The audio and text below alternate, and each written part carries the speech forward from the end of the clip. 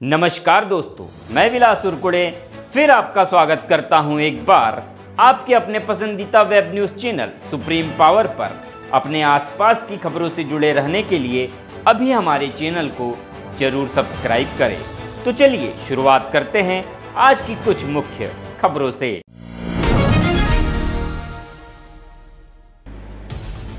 खबर महाराष्ट्र के गोंदिया से। सोले का वीरूगिरी स्टंट, पूर्व पंचायत समिति सदस्य भ्रष्टाचार की जांच के लिए चढ़ा पानी की टंकी पर। गोंदिया जिले के तहत आने वाले एकोड़ी ग्राम पंचायत अंतर्गत वर्ष 2020-21 व 2021-22 के दौरान 15वें वित्त आयोग जनसुविधा नागरिक सुविधा मनरेगा के कार्यों अंतर्गत हुए भ्रष्टाचार को लेकर उसकी जांच न होने व भ्रष्टाचार बरते जाने को लेकर आज एक पूर्व पंचायत समिति सदस्य पानी की टंकी पर चढ़ गया।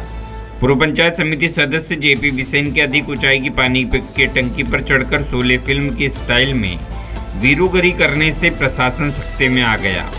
साथ ही अधिकारियों के लिखित पत्र पर पूर्व पंचायत समिति सदस्य पानी की टंकी पर से उतरने का फैसला किया। गौरतलब है कि एकोड़ी ग्राम पंचायत अंतर्गत वर्ष 2020-21 व 2021-22 के दौरान 15वें वित्त आयोग जनसुविधा नागरिक सुविधा मनरेगा के कार्यों में बहुत भारी भ्रष्टाचार होने पर इसकी जांच हेतु शिकायत बिसेन ने की थी। जिला परिषद व पंचायत समिति गोंदिया को बार बार शिकायत करने पर भी इसका संज्ञान न लेने पर जेपी बिसेन ने आज पानी की टंकी पर चढ़कर वहां से छलांग लगाने के संकेत भी दिए थे।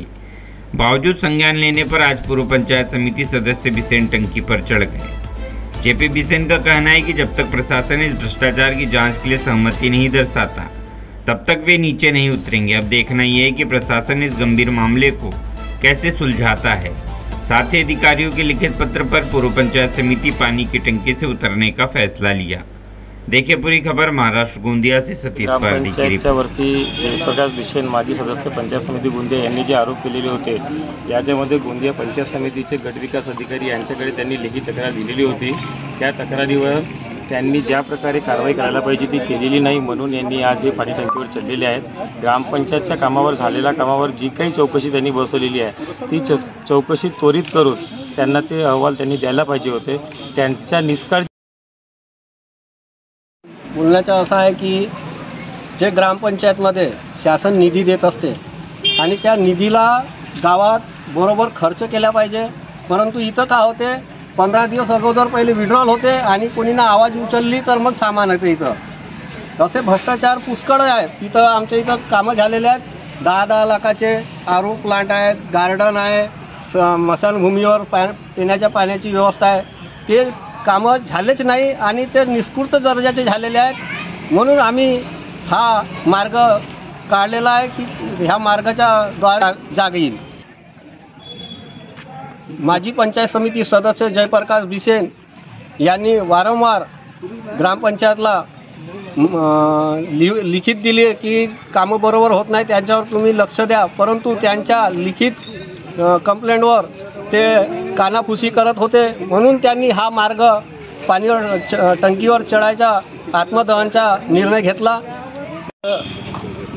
4 तारखेला जे पंचायत समिती माजी पंचायत समिती सदस्य पाणी टाकीवर चढून आत्मदहनाच्या बाबतीत जे बोलत आहेत त्यांनी मागील 1 महिन्यापासून ग्रामपंचायत आणि वरिष्ठ कार्यालयाकडे पंचायत समिती जिल्हा परिषद बांधकाम यांच्याकडे मोठ्या प्रमाणात तक्रार केली होती आणि त्या तक्रारीच्या संदर्भात निवडणुका समोर ठेवून त्याला 23 तारखेचा अल्टिमेटम देण्यात आला होता की 23 तारखेपर्यंत आम्ही चौकशी करू, चौकशीला येऊ, पण ते काही येऊ शकले नाही। आणि ग्रामपंचायतचं कारण असं आहे की ग्रामपंचायतने मोठ्या प्रमाणावर भ्रष्टाचार केला आहे आणि भ्रष्टाचारच करून नाही तर यापूर्वीही मागच्या वर्षी ग्रामपंचायत सदस्य आणि मी म्हणजे ग्रामपंचायत माजी उपसरपंच आणि राजेश तायवाळे असे मिळून तिघा मिळून आम्ही ग्रामपंचायतच्या समोर आंदोलन केला होता उपोषणाचा।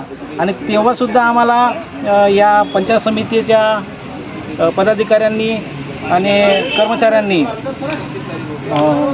आश्वासनं दिले होते, लेखी आश्वासनं दिले होते की तुम्ही ज्या प्रकारच्या चौकशीचे मागणी केली आहे ते चौकशी रीतसर करू असे आश्वासनं देऊन सुद्धा आत्तापर्यंत म्हणजे आज ही घटना होऊनही त्यांनी आत्तापर्यंत कोणत्याही चौकशीला समोर गेलेलं नाही। याचाच अर्थ असा की पंचायत समितीचे जे वरचे पदाधिकारी आहेत, कर्मचारी आहेत आणि ग्रामपंचायत यांनी